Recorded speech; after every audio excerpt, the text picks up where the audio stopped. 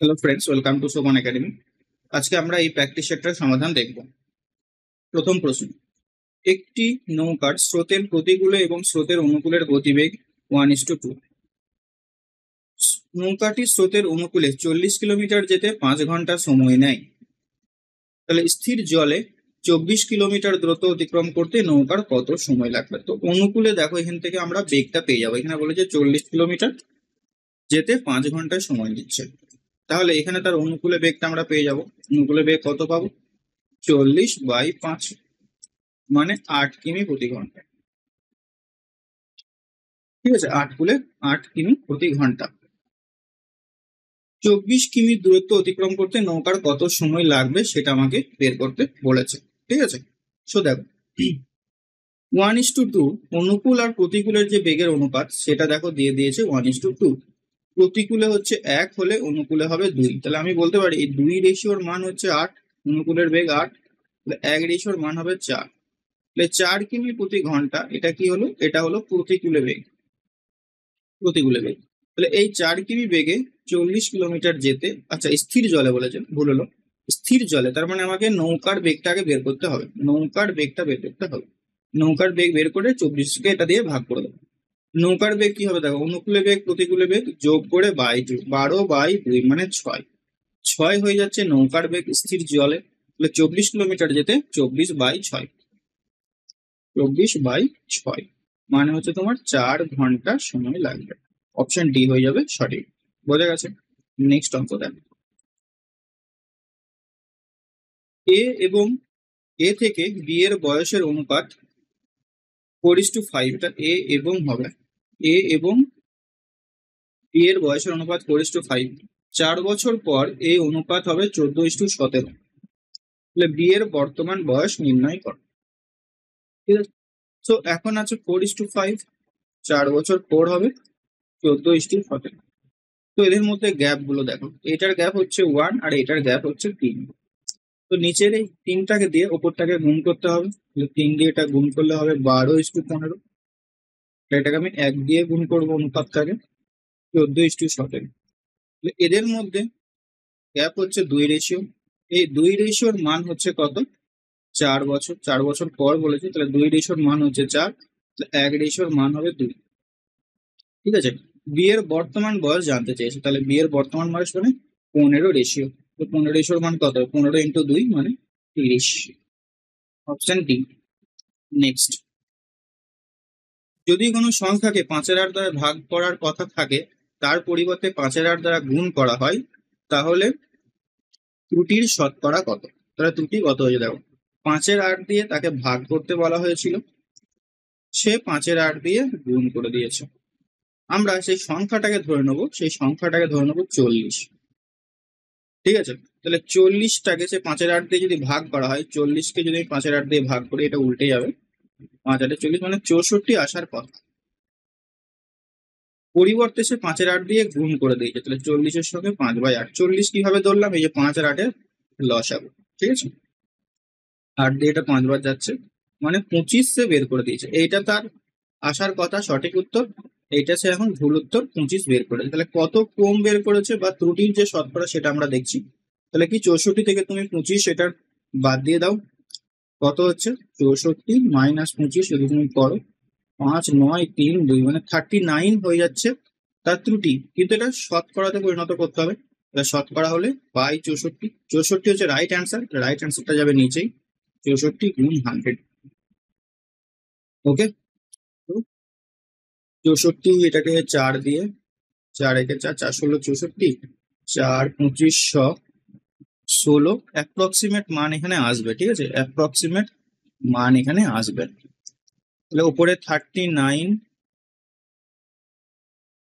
× 25 divided by 16। তো এটার approximate মান তোমরা গুণ করে নেবে।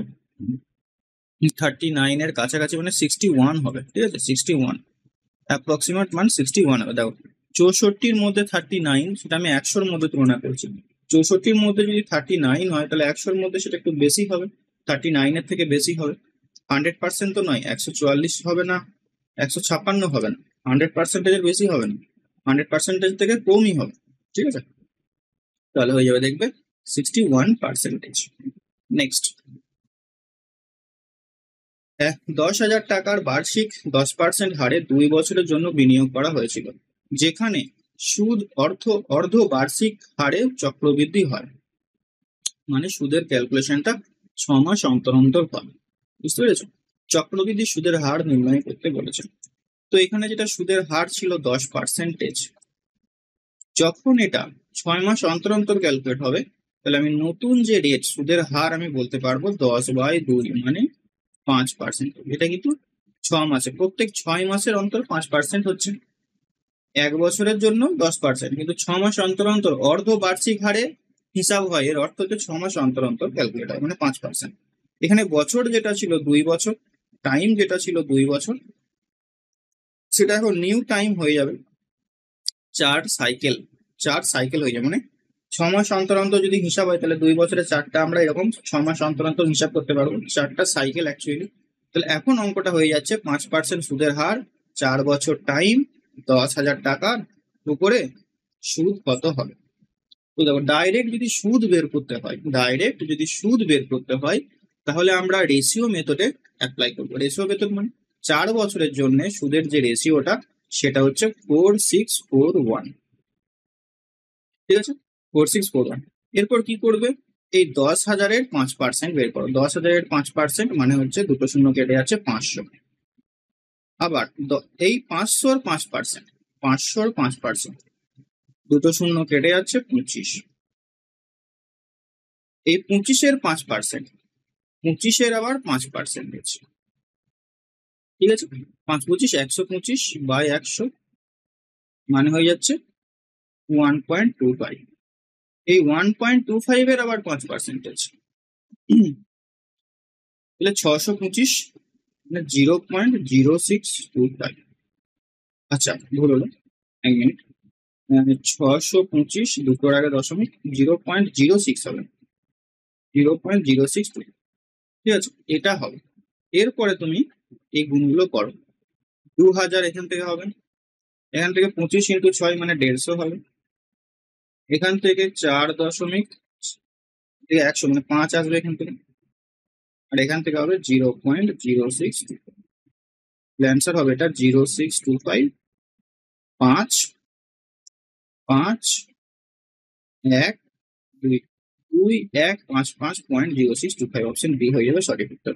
এই মেথড ছাড়া যদি তুমি অন্য মেথডে করতে যাও, তাহলে যথেষ্ট টাইম চলে যাবে। এই যে গুণটা করতে হবে না, শেষে গিয়ে এরকম অনেক বিরাট বড় একটা গুণ হবে। তো এই রেশিও মেথডটা তোমাদেরকে কিন্তু ভালো মতন শিখে রাখতে হবে। তো এটা দেখবে, তোমার ওই চক্রবৃদ্ধি সুদের উপরে আমার চ্যানেলে সম্পূর্ণ একটা ভিডিও রয়েছে, ওটা তুমি দেখে নিতে পারো। নেক্সট, 12/2 যোগ 35, তো এর হলে এই রাশিটির মান কত? এর 10। ঠিক আছে, তো দেখো আমি কিভাবে করছি। প্রথমে একবার লিখে নাও এটাকে, 12/1/2 যোগ, সেকেন্ড ব্র্যাকেটে আছে 35/7, এর আছে 40, ব্র্যাকেট ক্লোজ, প্লাস 20 মাইনাস 15। দেখো কিভাবে করছি, আমরা পরীক্ষার সময় একটা লাইনই এটার সমাধান করে দেবো। প্রথমে ভাগটা হয়ে যাবে, 12/2 আছে, এই ভাগটাকে যদি আমি গুণ করি, তাহলে এটা 2 হয়ে যাচ্ছে। 2 × 12 মানে 24, প্লাস 5 7 এখানে 35। আচ্ছা, ফার্স্ট ব্র্যাকেটের কাজটা আগে হবে। এখানে 5 7 35, সেকেন্ড ব্র্যাকেট কি হচ্ছে দেখো, এখান থেকে 5 আসছে, 5-এর সঙ্গে এই 40 গুণ হবে, 5 আর 40, 5 7 20 মানে 200 হলো, প্লাস 20 মাইনাস এই গুণটা আগে করতে হবে, এর রয়েছে মানে 150। ঠিক আছে, তাহলে 24, 200, 20 আর এদিকে 150। তাহলে এখানে কত হচ্ছে দেখো, 200, 220, 240, 244 থেকে 150 বাদ, 244 থেকে 150 বাদ, 4 4 4, তারপর হচ্ছে তোমার 5 মানে 5 আর 5 14, 9 14, মানে দ্যাট ইজ হচ্ছে 94। ঠিক আছে, অপশন সি হয়ে যাবে সঠিক। নেক্সট অঙ্ক দেখি, একটি পরীক্ষায় 20% নাম্বার একজন ছাত্র 30 নাম্বারের জন্য ফেল করে, 30 নাম্বারের জন্য ফেল করে, কিন্তু অন্য আরেক ছাত্র অন্য আরেক ছাত্র 32% নম্বর পেয়েছে, পাশ করে। সে পাশ করার জন্য প্রয়োজনীয় নাম্বার চেয়ে 42 নাম্বার বেশি পেয়েছে, তাহলে সর্বোচ্চ নাম্বার কত? দেখো 20 নাম্বার যে পেয়েছে, 20% যে পেয়েছে, সে 30 নাম্বার কম পেয়েছে, 30 নাম্বার কম পেয়েছে।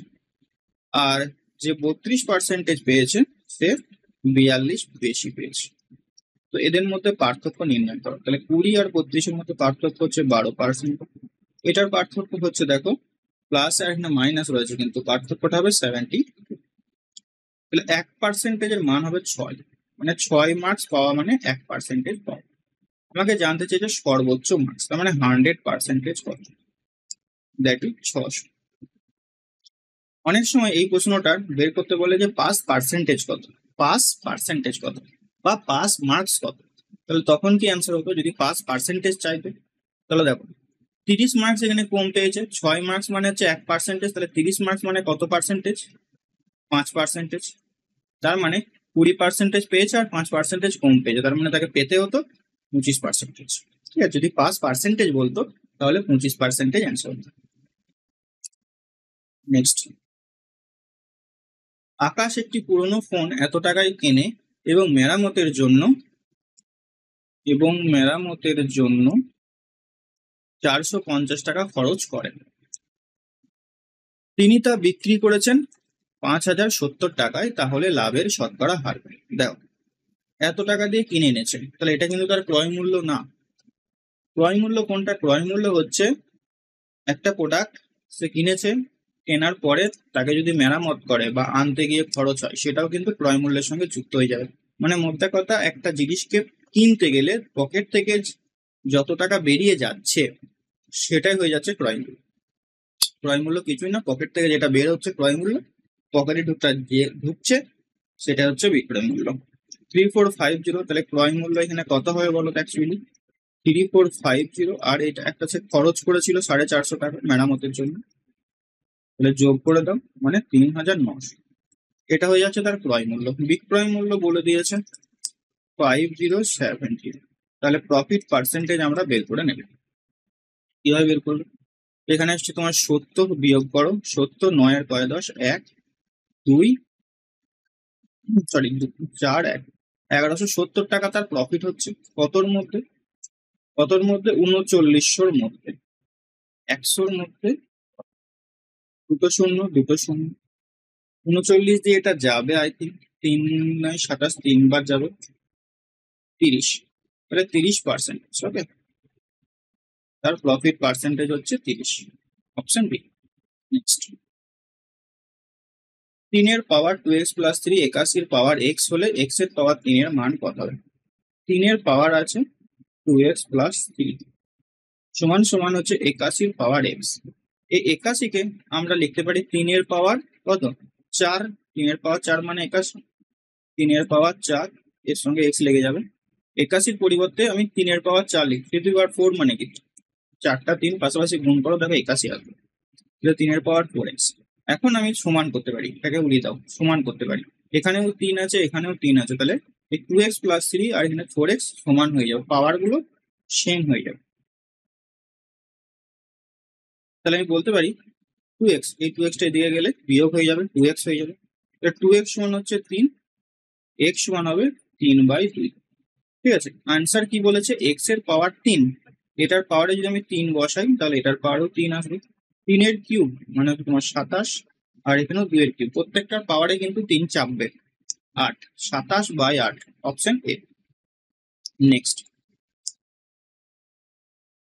একটি সংখ্যার 35% সেই সংখ্যার 60%-এর থেকে 15 কম হয়, তাহলে সংখ্যাটি নির্ণয় করো। একটি সংখ্যার 35%, দেখো এই অঙ্কগুলো না বেশি ভাবলে চলবে না, এক্স ধরে করে নিতে হবে। সংখ্যাটা ধরে নিচ্ছি আমি এক্স, এক্স এর 35%, সেই সংখ্যার 60%-এর থেকে 15 কম, তাহলে সেই আগে আমাকে এটা লিখতে হবে, সেই সংখ্যার 60%-এর থেকে 15 কম, মানে এদের মধ্যে যে পার্থক্যটা সেটা হচ্ছে 15। এই ধরনের অঙ্কগুলো না বিভিন্ন জন বিভিন্ন রকম শর্টকাটে করায়। এটা হয়ে যাবে 60 আর 35 বিয়োগ করে দাও, সেই বিয়োগফলটার মান 15 হলে 100 এর মান কত করতে পারো। বাট তুমি কি করে বুঝবে নতুন অঙ্ক চলে এলে? তাহলে এক্স যদি আমি কমন নিই, এই বিয়োগটা আমি করছি 60/100, 35/100, মানে হচ্ছে 25/100 সমান হচ্ছে 15। তাহলে এক্স সমান কত হবে? এটা 25 দিয়ে এটা 4 বার যাচ্ছে, 4 এদিকে 15টা গুণ হয়ে যাবে, মানে 60। এক্স এর মান হয়ে যাবে 60। Option C. অনেকে এটার অপশন টেস্টের মাধ্যমে করবে, অনেকে অনেক রকম ট্রিক্স অ্যাপ্লাই করে, বাট আমি ভাই সহজভাবে এক্স ধরে করি। তোমার মনে হচ্ছে যে টাইম যাচ্ছে, টাইম কিন্তু যাচ্ছে না। হেডেক ফ্রি অঙ্ক করতে হবে, এমন ভাবে ট্রিক্স অ্যাপ্লাই করতে হবে যেন, বা এমন ভাবে করতে হবে যেন অঙ্কটা সিওর হয়, যে না বারবার যেন চেক করতে না হয়, যে ঠিক করলাম তো ঠিক করলাম তো, এরকম যেন না হয় পরীক্ষার সময়। সেরকম ট্রিক্সই তোমরা শিখে রাখবে, ঠিক আছে? তো 10-এর অঙ্কটা দেখো কি বলেছে। 500 টাকার 2 বছরের বার্ষিক চক্রবৃদ্ধিতে চক্রবৃদ্ধি সুদ ও সরল সুদের পার্থক্য হয় 1.25 টাকা। তাহলে বার্ষিক সুদের হার কত? তো চক্রবৃদ্ধি সুদ আর সরল সুদের পার্থক্যটা হবে x²/100%। চক্রবৃদ্ধি সুদ আর সরল সুদের মধ্যে পার্থক্য 2 বছরে হবে x²/100। ঠিক আছে, এই x²/100 এর মানটা, x এর মানটা আমাকে বের করতে হবে। তাহলে 500 টাকার x²/100% এখানে দিয়ে রেখেছি, সমান হচ্ছে 1.25। ঠিক আছে, এখান থেকে x এর মান আমি বের করবো। দশমিক তুললে নিচে 100 আসবে, এই 100 যাবে।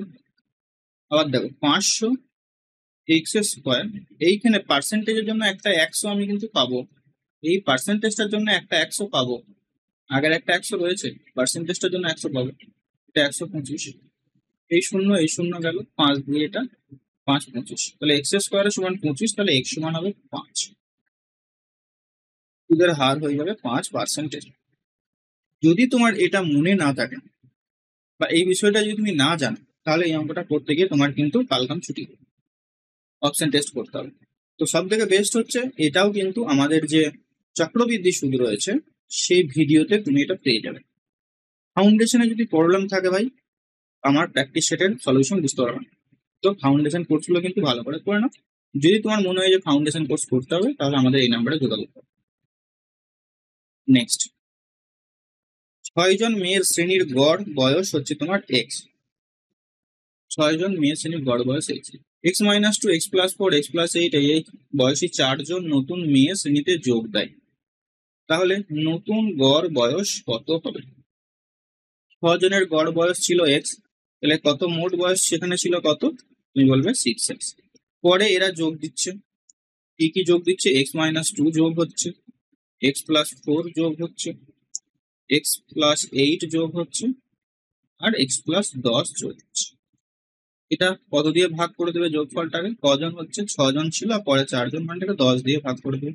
কতগুলো এক্স হচ্ছে দেখো, 6টা, 7টা, 8টা, 9টা, 10টা, 10টা এক্স প্লাস -2 প্লাস 4, মানে এখানে +2 প্লাস 8 +10 +10 +10 +2 বাই 10।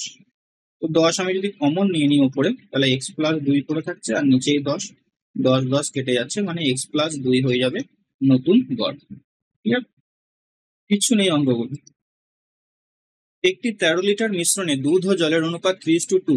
যদি এই 3 লিটার মিশ্রণের পরিবর্তে 3 লিটার দুধ মেশানো হয়, তাহলে নতুন যে মিশ্রণটা তৈরি হয়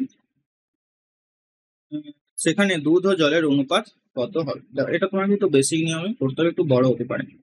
13 লিটারের মধ্যে মিল্ক আর ওয়াটার কত ছিল সেটা আগে বের করে নাও। 3:2 অনুপাতে ছিল, 3:2 অনুপাতে ছিল, মানে মিল্ক 3 হলে ওয়াটার হবে 2। তাহলে এখানে মিল্ক কত হচ্ছে? 13 গুণ 3/5, আর ওয়াটার কত হচ্ছে? 13 গুণ 2/5। এটা হলো মিল্ক। ঠিক আছে, 3 লিটার মিশ্রণের পরিবর্তে 3 লিটার দুধ মেশানো হচ্ছে, 3 লিটার মিশ্রণের পরিবর্তে 3 লিটার দুধ মেশানো হচ্ছে। এটা আরেকটা ভাবেও করা যেত, ঠিক আছে, এইভাবে আগে করো 3 দিয়ে। 3-এর মধ্যে মিল্ক আর ওয়াটার কত হচ্ছে দেখে নাও। 3-এর মধ্যে মিল্ক আর ওয়াটার 3 গুণ 3/5, আর এদিকে ওয়াটার হবে 3 গুণ 2/5। এটা কিন্তু মিল্ক, এটা হচ্ছে ওয়াটার।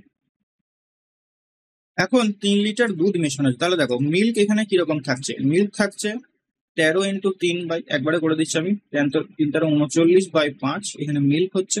এখান থেকে এই মিল্কটা বেরিয়ে যাচ্ছে, মানে 9/5 বেরিয়ে যাচ্ছে, এটা হলো মিল্কের পরিমাণ। জলের পরিমাণ দেখো কত হচ্ছে, 13×2 = 26/5। এখান থেকে প্রথমে 6/5 বেরিয়ে যাচ্ছে, পরে 3 লিটার যোগ করা হয়েছে প্লাস। এখন এই অনুপাতটা তুমি বের করো। তো এটা হচ্ছে 30/5, কাটাকুটি করে হবে 6। মিল্ক এখানে হচ্ছে, আচ্ছা সরি ভুল হলো, এখানে তো দুধ মেশানো হচ্ছে না, জল মেশানো হচ্ছে। কি বলেছে দেখো, এখানে 3 লিটার দুধ মেশানো হচ্ছে, জল মেশানো না। তাহলে এটা জল যেমন আছে তেমন থাকবে, এখানে 3 আসবে, ঠিক আছে। তো এখানে দেখো 30/5 প্লাস 3, মানে এটা 6/3, মানে এটা যোগ করে হচ্ছে তোমার 9। এটা কত হচ্ছে দেখো, 25 থেকে 6 বাদ দিলে হচ্ছে তোমার 19। 25 কি, ও 25 না তো, 13×2 = 26। 26 থেকে 6 বাদ দিলে হচ্ছে তোমার 20, 20/5 মানে 4, ঠিক আছে। তাহলে এখানে হচ্ছে তোমার 9 মিল্ক, এখানে হচ্ছে তোমার ওয়াটার 4, 9:4। এখানে বিয়োগটা ভুল হয়েছিল, মানে গুণটা 13×2 = 26 হবে, 26 থেকে 6 মানে 20/5 মানে 4, 9:4। অপশন এ হয়ে যাবে এটার সঠিক উত্তর। এটার আরেকটা মেথড রয়েছে, সেই মেথডেও তুমি অঙ্কটাকে করতে পারো, সেটাও আমি বলে দিচ্ছি। এটার জন্য বেসিকটা ক্লিয়ার থাকা দরকার। এখানে দেখো দুধ মেশানো হচ্ছে, তার মানে আমি জলটা, ফাইনাল যে জল সেটা আমি বের করতে পারবো এখান থেকে। ফাইনাল যে জল হবে ওয়াটার, সেটা আমি বের করতে পারবো কিভাবে। প্রথমে ছিল 13 লিটার মিশ্রণ, প্রথমে 13 লিটারে জল কত ছিল সেটাকে বের করতে হবে। 3:2 মানে 2/5, 2 ছিল এখানে জল, তাহলে 2/5 এটা গেল, এটা জল হলো। ফাইনাল ওয়াটারটা বেরিয়ে যাবে, নতুন যে অনুপাতটা তৈরি হবে সেখানে জলটা আমি পাবো, ঠিক আছে। এরপর এখানে দেখো 3 লিটার তুলে 3 লিটার আমি দুধ মেশাচ্ছি, 10-এর মধ্যে থেকে 3 তুলে নেওয়া মানে হচ্ছে তোমার 10 পড়ে থাকবে, 13-র মধ্যে থেকে 3 তুলে নিলে 10 পড়ে থাকবে, অর্থাৎ 10/13। তাহলে দেখো এখান থেকে আমি জল পাবো, 13 কেটে যাচ্ছে, 5 দিয়ে এটা 2 যাচ্ছে, 2×2 = 4, ঠিক আছে 4। তাহলে ফাইনাল যে মিশ্রণটা তৈরি হবে সেখানে জল থাকবে 4, তাহলে মিল কত থাকবে, 13 - 4 মানে হচ্ছে তোমার 9। তাহলে মিল্ক আর ওয়াটার সমান হবে 9:4। ওকে, তো ডাইরেক্ট তুমি এইভাবেও করতে পারো। নেক্সট, একটি আমানত কোনো একটি নির্দিষ্ট সময়ে 6.14% সরল সুদে দ্বিগুণ হলে উক্ত সময়টি কত হবে। তো দ্বিগুণ বলছে, 100 টাকাটা 200 টাকা তৈরি হচ্ছে, মানে 100 টাকা সুদ পাচ্ছি। সরল সুদের চ্যাপ্টার করা থাকলে খুব ইজিলি করতে পারবে। এই 100কে আমরা 6.14 দিয়ে ভাগ করে দেবো, তাহলেই টাইম চলে আসবে, ঠিক আছে। 4×6 = 24, থেকে 25/4, এই 4টা উপরে চলে যাবে, 25 দিয়ে এটা 4 বার যাবে, 4×4 = 16। অপশন সি হয়ে যাবে সঠিক। নেক্সট, এ এবং বি নলের 3 গুণ ক্ষমতা সম্পন্ন চৌবাচ্চাটি বি নল দ্বারা পূর্ণ হতে যে সময় লাগে, এ নল এর তার থেকে 16 মিনিট কম সময় লাগে। একত্রে নল দুটি দ্বারা খালি চৌবাচ্চাটি জলপূর্ণ হতে কত মিনিট সময় লাগবে। এ আর বি দুটো নল আছে, 3 গুণ। বি যদি 1 লিটার করে জল ভরে, সেখানে এ ভরবে 3। এটা হচ্ছে কি এফিসিয়েন্সি, ক্ষমতার অনুপাত দেওয়া রয়েছে। তাহলে ক্ষমতার অনুপাত যদি দেওয়া থাকে তাহলে টাইম কত হবে, 1:3 হবে, টাইম হবে 1:3। তাহলে এখানে দেখো বলে দিয়েছে যে এ নলের 16 মিনিট কম সময় লাগে, মানে এখানে কত মিনিট কম সময় লাগছে, এখানে দেখছি আমি 2 মিনিট কম সময় লাগছে।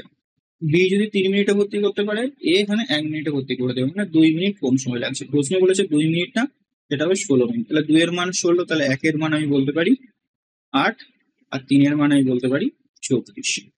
তাহলে বি 24 মিনিটে ভর্তি করতে পারে, এখানে এ 8 মিনিটে ভর্তি করতে পারে, ঠিক আছে। বলেছে নল দুটি দ্বারা চৌবাচ্চাটি জলপূর্ণ করতে কত সময়, মানে একসঙ্গে কত মিনিট সময় লাগাবে। তাহলে দেখো, বি এর ক্ষমতা যদি 1 করে হয় তাহলে টোটাল ইউনিট 1 × 24 মানে 24 ইউনিট। মোট ক্ষমতা এদের কত, 3 + 1 4, 4 দিয়ে ভাগ করে দাও মানে 6 মিনিটে ভর্তি হবে। তুমি এইভাবে করতে পারো। বা একটা নিয়ম আছে, যেহেতু তুমি এ 8 মিনিটে ভর্তি করতে পারে এটা বের করে নিচ্ছ, বি 16 মিনিটে ভর্তি করতে পারে, তাহলে এ আর বি একত্রে কত মিনিটে ভর্তি করবে। এই যে মেথড সেম একই জিনিস। আচ্ছা, বি 24 মিনিট আছে, এ 8 মিনিটে ভর্তি করতে পারে, বি যদি 24 মিনিটে ভর্তি করতে পারে, তাহলে এরা একত্রে কত মিনিটে ভর্তি করবে। ঠিক সেম কনসেপ্ট। বা তুমি এইভাবে করতে পারো, বি এর ক্ষমতা 1 ইউনিট পার মিনিট, তাহলে টোটাল যে কাজ, টোটাল যে ইউনিট সেটা হচ্ছে 24 ইউনিট, 24 ইউনিটকে 4 দিয়ে ভাগ করবে। ক্লিয়ার? নেক্সট, যদি a:b = 3:2 এবং b:c = 5:4 হয়, তাহলে এ বি সি এর মান কত। দেখো, এটা 3 আছে মানে 3 দিয়ে ভাগ যাবে, 3 দিয়ে ভাগ একমাত্র এটাতেই রয়েছে, এর অনুপাতটা হচ্ছে 3, তাহলে 3 দিয়ে ভাগ যাবে, 3 দিয়ে ভাগ তো একমাত্র এতেই রয়েছে, তো অপশন এ হয়ে যাবে সঠিক। বা তুমি যে নিয়ম জানো সেটা হচ্ছে কি, এ বি সি এইভাবে লিখে 3:2 5:4, এটার গুণ হয়ে যাবে 10, 3 × 5 = 15, এদিকে 4 × 2 = 8, 15:10:8 এভাবে করতে পারো। নেক্সট 16 অঙ্কটা দেখো, যদি একটি খেলনার বিক্রয় মূল্য তার ক্রয় মূল্যের 3/5 হয়, তাহলে শতকরা ক্ষতি হলো। বিক্রয় মূল্যটা ক্রয় মূল্যের 3/5, ঠিক আছে, তাহলে 5 এদিকে নিয়ে আসো। এসপি সমান কত হবে 3, আর সিপি সমান কত হবে 5। 5 টাকার জিনিসটা 3 টাকায় বিক্রি করেছে, 2 টাকা লস হয়েছে কতর মধ্যে, 5-এর মধ্যে, 100-এর মধ্যে। 5 দিয়ে 20, 20 × 2 মানে 40% লস। সি।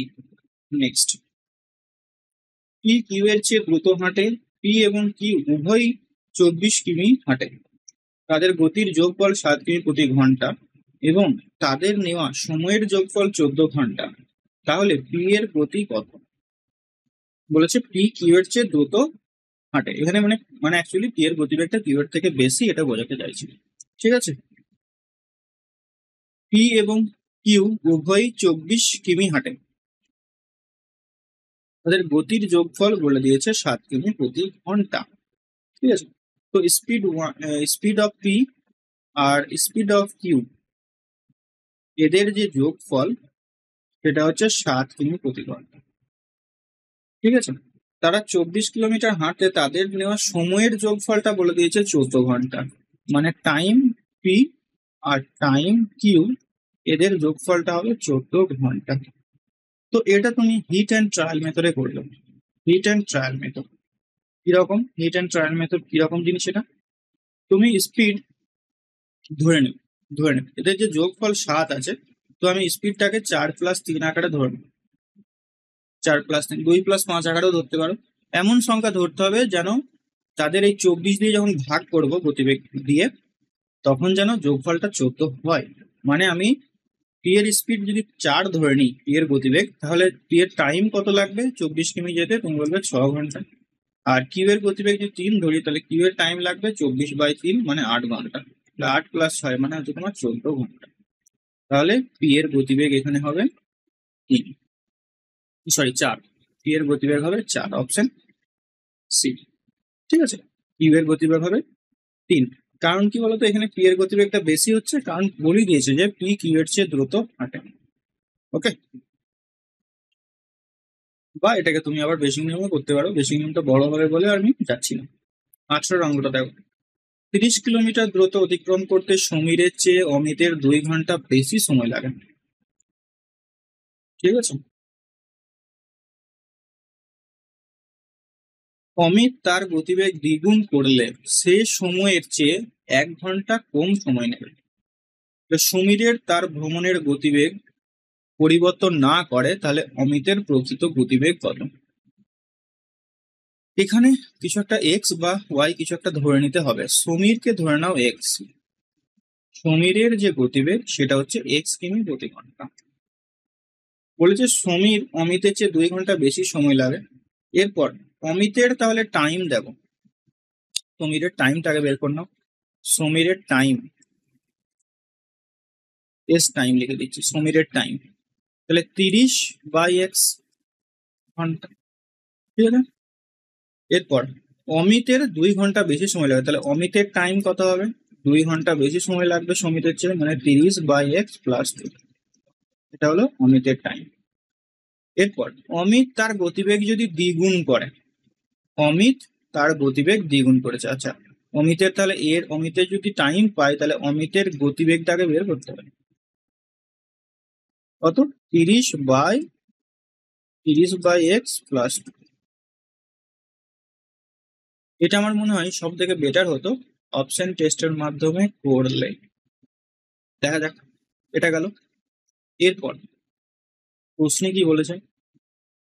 সমীরের গতিবেগ, অমিত তার গতিবেগ দ্বিগুণ করলে সে সমীরের চেয়ে 1 ঘন্টা কম সময় নেয়। ঠিক আছে, তার মানে এখন আমি বলতে পারি যে 30 বাই অমিতের গতিবেগটা দ্বিগুণ হচ্ছে। হ্যাঁ, অমিতের গতিবেগটা এখন দ্বিগুণ হচ্ছে, তার মানে এটার সঙ্গে 2 গুণ হবে। 30/x + 2 দ্বিগুণ হলো, সমান সমান বলেছে 1 ঘন্টা কম সময় নেই, মানে 30/x - 1। এখান থেকে ভাই এক্স এর মানটা বের করতে হবে। ঠিক আছে, চলো করা যাক, ভয়ের কোনো কারণ নেই, করতে হবে সাহস করে।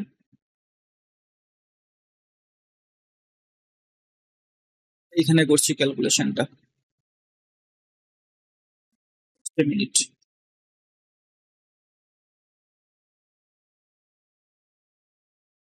দেখো ক্যালকুলেশনটা দেখো, ঠিক আছে। 2 দিয়ে এটা 15 বার চালিয়ে দাও প্রথমে,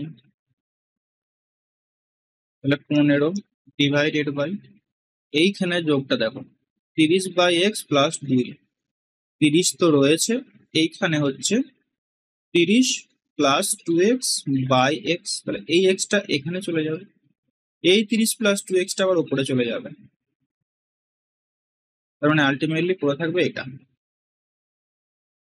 ঠিক আছে, তো 15 দিয়ে এটা 2 বার যাচ্ছে, উপরে দেখো, উপরটা এখন আমি শুধুমাত্র বাঁ দিকটাই করছি, 30 + 2x, আর নিচেই দেখো আসছে 2x।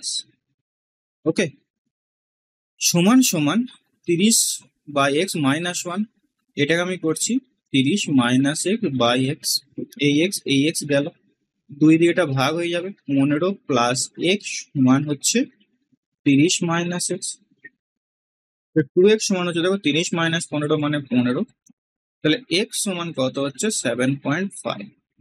এক্সটা হচ্ছে কার? এক্সটা হচ্ছে তোমার সমীরের গতিবেগ হলো, সমীরের, তাহলে অমিতের গতিবেগটা তোমাকে এইখানে বসালে পাবে। ঠিক আছে, তাহলে 30/x মানে 7.5, 30/7.5 + 2 সমান 30/7.5 মানে 4 + 2 মানে 6 আসবে, 30/6 মানে হচ্ছে তোমার 5। তাহলে অমিতের গতিবেগ হবে 5 কিমি প্রতি ঘন্টা। বোঝা গেছে? যথেষ্ট বড় একটা অঙ্ক, যথেষ্ট বড়। এছাড়া আর কোনো মেথড তো আমার মনে পড়ছে না ভাই, এইভাবেই করবে। ঠিক আছে, নেক্সট অঙ্ক দেখবো, 19-এর অঙ্কটা। দুটি সংখ্যার লসাগু এবং গসাগু যথাক্রমে 51 এবং 17, যদি তাদের একটি সংখ্যা 17 হয় তাহলে দ্বিতীয় সংখ্যাটি কত? তো খুবই সিম্পল, আমরা জানি সংখ্যা দুটির গুণফল সমান হচ্ছে লসাগু ইনটু গসাগু। ঠিক আছে, তাহলে x17, এখানে 17 কেটে যাচ্ছে, x সমান হয়ে যাচ্ছে এখানে 51, অপশন এ হয়ে যাবে সঠিক উত্তর। নেক্সট প্রশ্ন দেখবে, 7 বন্ধু একটি প্রকল্পের জন্য মোট 16 টাকা খরচ করেছে।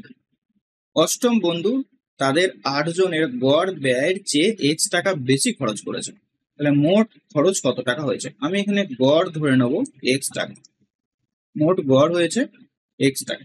ঠিক আছে, তাহলে মোট খরচ হবে, তুমি বলবে 8x টাকা। এরপর দেখো খরচটা কিরকম ভাবে হচ্ছে, 7 বন্ধু 16 টাকা করে খরচ করেছে, তার মানে 7 × 16, 7 বন্ধু 16 টাকা করে খরচ করেছে। আর যে অষ্টম বন্ধু সে বলেছে গড় ব্যয়ের চেয়ে 35 টাকা বেশি খরচ করেছে, গড় ব্যয় ছিল এক্স টাকা করে, তাহলে অষ্টম যে বন্ধুটা সে এক্স প্লাস 35 টাকা এক্সট্রা খরচ করেছে। এই দুটো হবে কি সমান হবে, এখান থেকে এক্স এর মান বের কর। 8x সমান এখানে 7 ইন্টু 16 মানে 112 প্লাস এক্স প্লাস 35, এক্স এদিকে গেলে বিয়োগ হয়ে যাচ্ছে মানে 7x সমান হচ্ছে 35 মানে 7 4 1 147, 7 দিয়ে এটাকে কাটো, 7 2 14 21। তাহলে গড় হচ্ছে মানে পার হেড 21 টাকা করে খরচ হচ্ছে, ঠিক আছে, পার হেড 21 টাকা করে খরচ হচ্ছে। তাহলে মোট করে দাও 8x 8 ইন্টু 21 মানে হচ্ছে তোমার 168। Option C. দেখো এটা এইভাবে না করে তুমি ডাইরেক্ট করতে পারতে। কিভাবে বলেছে, গড় ব্যয়ের চেয়ে 35 টাকা বেশি খরচ করছে। দেখো 7 জন তো 16 টাকা করে খরচ করেছিল, ভালো করে দেখবে 7 জন তো 16 টাকা করে খরচ অলরেডি করেছে, তার মানে গড় যেটা হবে 16 প্লাস। এরপর এই বলেছে দেখো গড়ের চেয়ে 35 টাকা বেশি খরচ করেছে, তার মানে পার হেড এই 35 টাকাটা যদি এ বেশি না খরচ করতো তাহলে এই 7 জন বন্ধু তারা ভাগ করে নিত, মানে 5 এক্সট্রা করে নিত। 7 জন বন্ধু তারা ভাগ করে নিত মানে 5 এক্সট্রা করে পার হেডে নিত, তার মানে আলটিমেটলি গড় হয়ে যেত তখন 21 টাকা। তাহলে গড় যদি 21 টাকা হয়, এটাই যে আমরা বের করলাম গড় 21 টাকা ইন্টু 8, তাহলে মোট খরচ পেয়ে গেল, ঠিক আছে 168। নেক্সট অঙ্ক দেখবো। একটি বাক্সে 3:5:7 অনুপাতে বিভিন্ন ধরনের পুরানো কয়েন রয়েছে, যার মূল্য যথাক্রমে 1 টাকা, 5 টাকা, 10 টাকা। 10 টাকা পুরানো কয়েন। বাক্সে রাখা কয়েনের মোট মূল্য এত টাকা হলে তাহলে 10 টাকা মূল্যের মোট কয়েন সংখ্যা কত? এখানে দেখো সংখ্যাটা দিয়ে রেখেছি, সংখ্যাটা তো 1 টাকা, 5 টাকা আর 10 টাকা। সংখ্যার অনুপাতগুলো কি কি আছে? 3, 5, 7 নাম্বার রেশিও। তো নাম্বার রেশিও থাকলে আমাকে ভ্যালুতে কনভার্ট করতে হবে, মানে এখানে হবে 3 টাকা, এখানে হবে 5 টাকা, 5টা কয়েন যদি 5 টাকার থাকে তার মানে 25 টাকা, 7টা কয়েন যদি 10 টাকার থাকে মানে 70 টাকা। তাহলে এটা যে অনুপাতটা পেলাম এটা কি? এটা হচ্ছে তোমার ভ্যালুর অনুপাত। মোট মূল্য কত রয়েছে? 2450 টাকা। তাহলে 2450 এটা কতকে রিপ্রেজেন্ট করছে? 3 প্লাস 25 প্লাস 70, 28 প্লাস 70 মানে 98 এর মান হচ্ছে এটা, 98 এর মান। আমাকে বের করতে বলেছে 10 টাকার মোট কয়েন সংখ্যা কত, তার মানে আমি 70 প্রথমে ভ্যালুটা বের করবো, 10 টাকার ভ্যালু কত রয়েছে সেটাকে আমি বের করছি। 98 দিয়ে এটা দেখো কবার যাচ্ছে, 98 দিয়ে কাটছে কিছু, 2 দিয়ে প্রথমে এটাকে কাটো 49, 2 দিয়ে এটা হচ্ছে তোমার 35, 7 7 49, 5 7 35, 7 দিয়ে এটাকে কাটো, 7 3 21, 5 7 35, 350, 350 ইন্টু 5 মানে 0, 5 3 15, 5 হাতে হলো 1, 0 5 5 25, 5 হাতে রইলো 2, 5 3 15 আর 2 17, 1750 টাকা তৈরি হয়েছে 10 টাকার কয়েন দিয়ে। তাহলে 10 টাকার কয়েনের সংখ্যা কতগুলো রয়েছে? সংখ্যা, তাহলে এটাকে 10 দিয়ে ভাগ করে দাও মানে 175টি 10 টাকার কয়েন আছে এবং তাদের মূল্য হয়ে যাচ্ছে 1750। Option D. বোঝা গেছে? নেক্সট, 2√3 এবং 6√5 এর তৃতীয় সমানুপাতিক কত? তো 3 নাম্বার পজিশনে আমি এক্স কে গিয়ে বসিয়ে দেব। তো এটাকে আমরা লিখতে পারি 2√3 বাই 6√5 সমান সমান 6√5 বাই এক্স। কোনাকুনি গুণ করে দাও। কিছু কি কাটছে? কাটছে না, এখন এটা দিয়ে কাটবে 3 বার। কোনাকুনি গুণটা ঠিক করে করতে হবে। x√3 সমান হচ্ছে 18√5 ইন্টু √5, এই 6 এখানে 3 18 হচ্ছে, তাহলে 18 ইন্টু 5 মানে 90 হচ্ছে। তাহলে x সমান কত হবে? 90 বাই √3। ওপর নিচে আমি √3 দিয়ে গুণ করে দিচ্ছি, তো 90 বাই √3, এখানে √3 ইন্টু √3, নিচেরটা √3 গুণ হয়ে 3 হয়ে যাবে, 3 দিয়ে এটা 30 বার যাবে, 30 ইন্টু 3 মানে হচ্ছে তোমার 30√3, 30√3 অপশন এ হয়ে যাবে এটা, ঠিক আছে। নেক্সট, তিনটি সংখ্যার অনুপাত যথাক্রমে 6:5:9, প্রথম সংখ্যার 20% যদি 30 হয় তাহলে তৃতীয় ও দ্বিতীয় সংখ্যার পার্থক্যের 50% কত হবে? অনুপাতগুলো লিখে নাও। 6:5:9 তিনটে সংখ্যার অনুপাত। প্রথম সংখ্যার 20% যদি 30 হয়, প্রথম সংখ্যাকে আমি যদি 6x 5x এইভাবে এগুলোকে ধরি, তাহলে প্রথম সংখ্যার 20% সমান বলে দিয়েছে 30। তো এখান থেকে আমি 6x এর মান বা x এর মান আমি বের করে নিচ্ছি। 0 0 গেল, 6 দিয়ে এটা 5 বার যাচ্ছে, 2 5 10, এই 5টা দিকে গুণ হয়ে যাবে, মানে 25 হয়ে যাবে। তাহলে x এর মান হয়ে যাচ্ছে 25। তৃতীয় ও দ্বিতীয় সংখ্যার পার্থক্যের 50, তাহলে এখানে দ্বিতীয় আর তৃতীয় এদের পার্থক্য কত? 4x, মানে 4-এর x এর মান বসিয়ে দাও 25, এটার 50% বের করে নাও। এটাই চেয়েছে 50%। 2 বার যাচ্ছে, 2 এটা 2, মানে 50। অপশন বি হয়ে যাবে এটা। চল নেক্সট। কোন বৃহত্তম সংখ্যা যা এত এত এত দ্বারা ভাগ করলে যথাক্রমে 2, 5 এবং 3 দ্বারা ভাগশেষ থাকে। ঠিক আছে, তো কোন বৃহত্তম সংখ্যা দিয়ে ভাগ করা যাবে? তো এটার নিয়ম হচ্ছে কি, প্রথমে 627 থেকে তুমি 2 বাদ দিয়ে দাও, তাহলে হবে কত? 625। 15,630 থেকে তুমি 5 বাদ দিয়ে দাও, তাহলে এটা কত হবে? 15,625। আর 3128 থেকে তুমি 3 বাদ দিয়ে দাও, তাহলে হবে 3125। এদের এরপর লসাগু বের করতে হবে। ঠিক আছে, লসাগু। তো ভাগ প্রক্রিয়ার সাহায্যে লসাগু আমরা করব। 15,625, এটাকে আমি 625 দিয়ে ভাগ করব। 3 দিয়ে যাবে না, 2 দিয়ে যাবে। 50, 12, 2, 1, 3, 312, 5 হলো, 5 6 30, 5 দিয়ে চালাবো, 5 25, 125, 5 6 30। তার মানে এটা 25 হলো। 25 দিয়ে এটা দেখো ভাগ চলে যাচ্ছে কিনা দেখো। সরি, 625 দিয়ে এটা ভাগ চলে যাচ্ছে, তার মানে 625 দিয়ে আবার এটাকে ভাগ করবো। 3125 কে 625 দিয়ে ভাগ করবো, চলে যাবে আই থিঙ্ক। 5 দিয়ে চলে যাচ্ছে এটা, 3125। তার মানে 625 হচ্ছে সেই সংখ্যাটা যেটা দিয়ে ভাগ করলে প্রতি ক্ষেত্রে 2, 5 এবং 3 পরপর যথাক্রমে ভাগগুলো থাকবে, ভাগশেষ থাকবে। লাস্ট অঙ্ক দেখবে।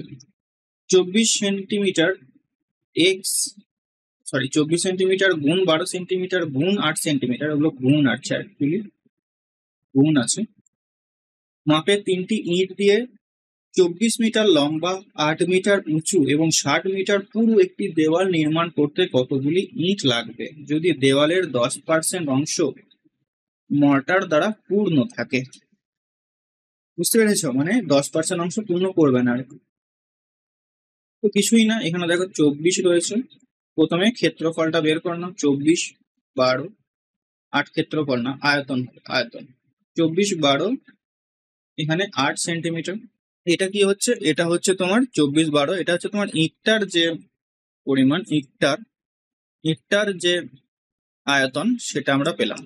এই ইটের আয়তন দিয়ে আমরা যে দেওয়াল রয়েছে সেই দেওয়ালের আয়তনকে ভাগ করব। দেওয়ালের আয়তনটা কত দেখো, 24 মিটার লম্বা, 8 মিটার উঁচু, সরি 24 মিটার লম্বা, 8 মিটার উঁচু আর 60 সেন্টিমিটার পুরু।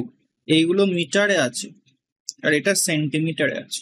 এগুলো কিন্তু সব সেন্টিমিটারে আছে, এগুলো সব সেন্টিমিটারে আছে, সব সেন্টিমিটার আছে। তো মিটার গুলোকে সেন্টিমিটারে চেঞ্জ করতে হবে। তাহলে এই 24 মিটারকে সেন্টিমিটার করার জন্য, মিটারকে সেন্টিমিটার করতে গেলে 100 দিয়ে গুণ করতে হবে। এই 8 মিটারকে সেন্টিমিটার করার জন্য 100 দিয়ে গুণ করতে হবে। এটা হচ্ছে টোটাল আয়তনটা দেওয়ালের। এটাকে আমি ভাগ করব ইট দিয়ে, ইটের আয়তন দিয়ে, 24, 12, 8। ঠিক আছে, এখনো দাঁড়াও, একটা জায়গা বাকি রয়েছে। 10% অংশ কিন্তু মর্টার দ্বারা, মানে অন্য কিছু দিয়ে পূর্ণ করবে, তাহলে বাকি 90%। তার মানে এই আয়তনটার আমি 90% অ্যাকচুয়ালি ফিল করবো। এই আয়তনটার অ্যাকচুয়ালি আমি 90% ফিল করবো, বাকিটা কিন্তু করবো না। ঠিক আছে, এটা কাটাকুটি করে দেখো কতগুলো ইট লাগবে, চলে আসবে। 24 24 8 8 5 12 60, এই একটা 0, এই একটা 100 গেল। 5 9 45, কতগুলো শূন্য হবে ভালো করে শূন্য গুনতে হবে। একটা, এখানে দুটো, তিনটে শূন্য হবে, তিনটে শূন্য 45 আছে। অপশন এ হয়ে যাবে এটার সঠিক উত্তর। ঠিক আছে, তো কার কটা ঠিক হলো মিলিয়ে নিও। ওকে, তো এই প্র্যাকটিস সেটগুলোর সমাধান দেখার আগে নিজে করবে কিন্তু, হ্যাঁ, তারপরে সমাধানগুলো। ওকে।